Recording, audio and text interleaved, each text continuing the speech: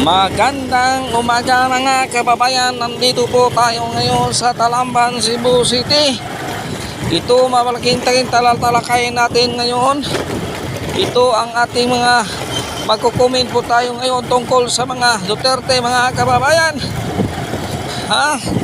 So by the way mga kababayan, kung hindi ka pa nag-subscribe sa aking channel, pa-subscribe naman, pa-like at share sa ating video para mas maraming makapanood, mas maraming matuto dito sa ating mga tatalakayin mga kababayan. Mga kababayan, taranta na ang administrasyon na ito. Kung bakit tatlong Duterte ang tatakbo bilang senador. Ito nataranta sila kung paano na naman sisirain ang bawat isa ng mga Duterte. Ito ay hahanapan na rin sana ng butas kasi meron namang tatakbo ng Prime Minister sa 2028. Ito ang plano ng administrasyon na ito. Akala siguro nila mga kabayan makakalusot-lusot sila sa kalang mga gawain. Akala siguro nila mga kababayan hindi sila nakikita sa taong bayan. Ang kalang diskarte na lahap na kayo. Lahap na dyan kayo mga kababayan. Tingnan mo. Akalain mo. Mamajikin mo yung isang tao. Sisiraan mo ang isang tao para lang sa inyong ambition. No. Mas mabuti pa siguro. Ito ang sinasabi ko sa inyong mga kababayan. Mas bari pa na kapag nakipag-isa kayo sa mga Duterte kaysa sisiraan ninyo ang mga Duterte. Yun ang totoo mga kababayan. Mas bali nakiisa kayo kung ano ang next move. Hindi yung sisiraan nyo ang tao para lang sa sariling interest ninyo. Paano na yan?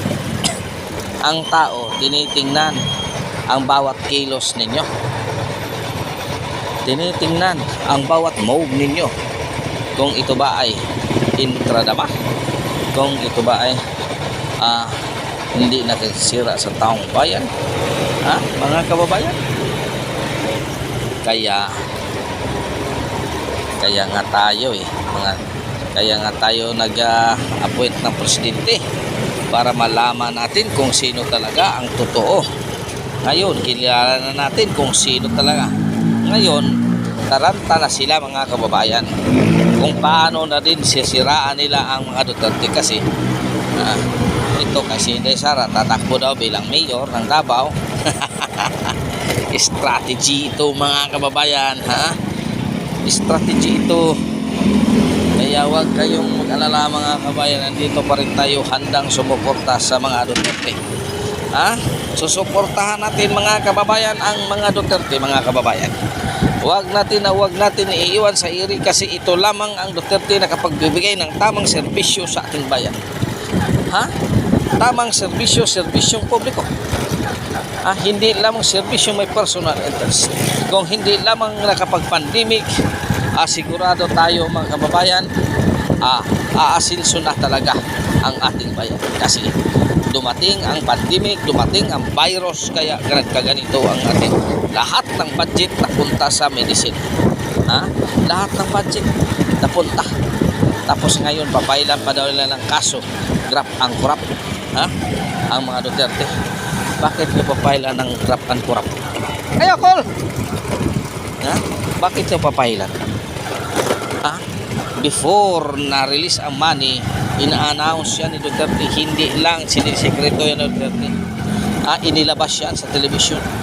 Every week nabigay ang dating presidente ng State the Nation address sa mga katauhan.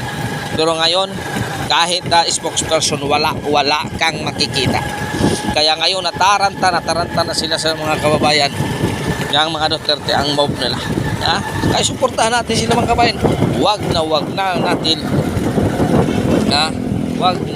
natin iiwan ang mga Duterte. Kaya dito pa lang 100% ang support ko sa mga Duterte. Lahat ng line up ng Duterte hindi ko yan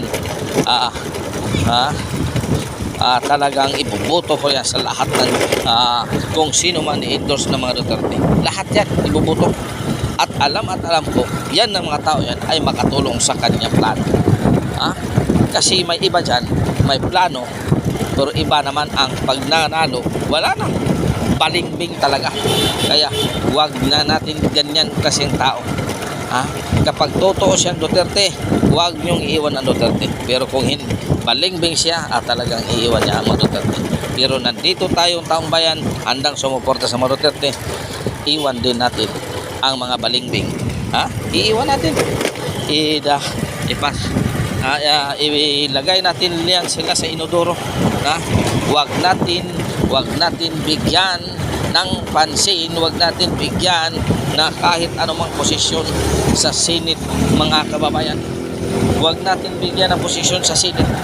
Walang lugar lang yan mga balingbing sa Senate. Walang lugar yan. Walang lugar yan sa Senate. Kaya ganun pala kung sino man nag-endorse ng mga Duterte, kami talaga solid vote talaga kami. Solid vote kami. Kaya huwag kayong magala. Kahit walang pera ang mga Duterte, handa ka namin ipanalo yan. Handa namin ipanalo yan. Totoo yan mga kababayan. Totoo yan. So mga kababayan, hanggang dito na lang mga kababayan ang ating tatanilata tinatalakay. Maraming salamat. God is good all the time. All the time, God is good. Reaching your kaninyong tanan mga kababayan. Ingat-ingat po tayo. Mag-ingat tayo dyan mga kababayan. Ingat-ingat tayo. Sa mga subscriber ko, maraming salamat sa suporta. Walang sawang pagsusuporta nyo sa akin. Sana maka-invite pa kayo at i-subscribe ang aking channel mga kababayan. Sana para madagdagan naman itong mga channel ko. So maraming salamat sa inyo. Hanggang dito na lang po. Bye-bye.